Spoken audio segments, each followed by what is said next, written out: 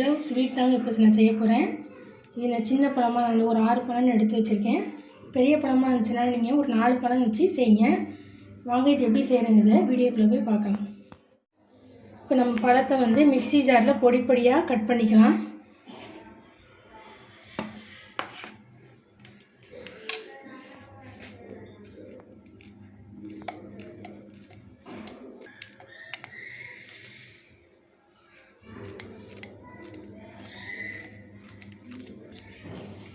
இதை வந்து நல்லா நைஸாக நானே இப்போ அரைச்சிட்டு வந்துடுறேன். பாருங்கள், இந்த மாதிரி நான் அரைச்சிட்டு வந்துட்டேன் பாருங்கள். கொஞ்சம் கூட அந்த கொஞ்சம் திப்பியாக அந்த வாழைப்பழம் இருந்துச்சுன்னா நல்லா நைஸாக இந்த மாதிரி அரைச்சிக்கோங்க. ஸ்டவ் ஆன் பண்ணி ஒரு நான்ஸ்டிக் கடாய் வச்சுக்கிறேன். கடாய் நல்லா காஞ்சோன்னே ஒரு 2 ஸ்பூன் நெய் சேர்த்துக்கிறேன்.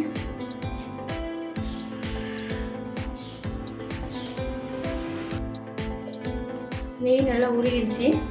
ஒரு 10 முந்திரி பருப்பை பொடி பொடியாக கட் பண்ணி வச்சுருக்கிறத நெய்யில் சேர்த்து வறுத்து எடுத்துக்கிறேன்.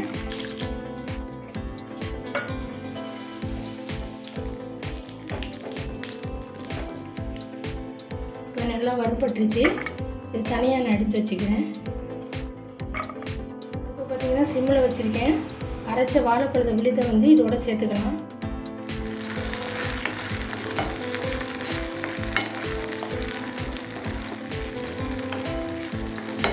வாழைப்பழத்தோட ஸ்மெல்லு வந்து போன பிறகு அப்புறம் நம்ம சுகர் சேர்க்கணும்.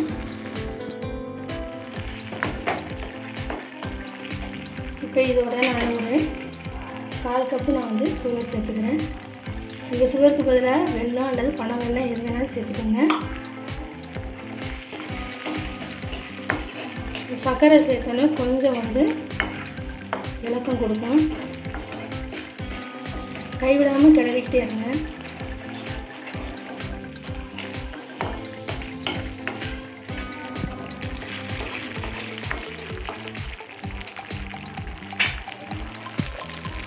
ஏற்கனவே நான் 2 ஸ்பூன் நெய் சேர்த்துருக்கேன்.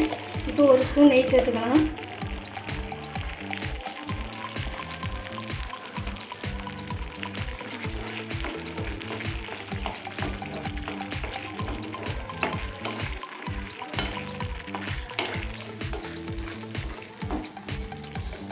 இப்போ நான் ஃபுட் கலர் வந்து அந்த கலருக்காக நான் சேர்க்குறேன். இது உங்களுக்கு வேண்டாம்னா ஸ்கிப் பண்ணிடுங்க.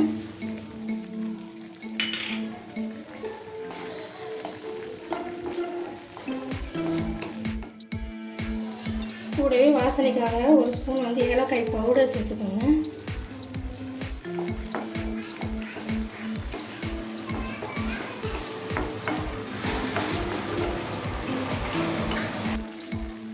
இப்போ கூடவே பார்த்தீங்கன்னா வறுத்து வச்ச முந்திரி பருப்பு இதோட சேர்த்துக்கோங்க.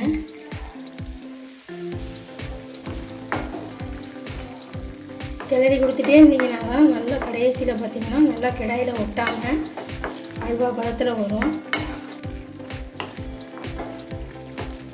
நல்லா சுருண்டு வருது பாருங்கள். நான் மொத்தமாக 3 ஸ்பூன் நெய் சேர்த்துருக்கேன். நம்ம எடுத்துக்க வாழைப்பழத்துக்கு தகுந்த அளவுக்கு நமக்கு இனிப்பு சேர்த்துக்கோங்க. இது எந்த வாழைப்பழம் வேணாலும் எடுத்து நம்ம இந்த ஸ்வீட் செய்யலாம். 3 ஸ்பூன் நெய் சேர்த்துக்கோங்க.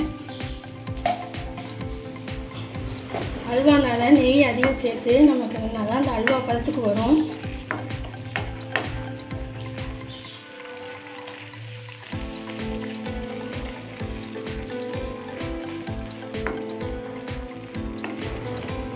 நல்லா நெய் வந்து நம்ம ஃபஸ்ட்டு ஊற்றுன நெய் எல்லாமே வந்து வெளியில் வந்துருச்சு பாருங்கள்.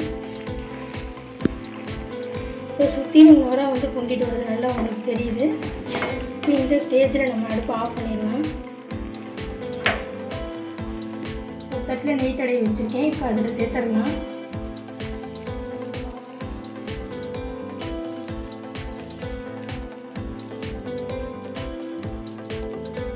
இது ஒரு 15 நிமிஷம் ஆற விட்டுடலாங்க. ஆறின பிறகு பார்க்கலாங்க.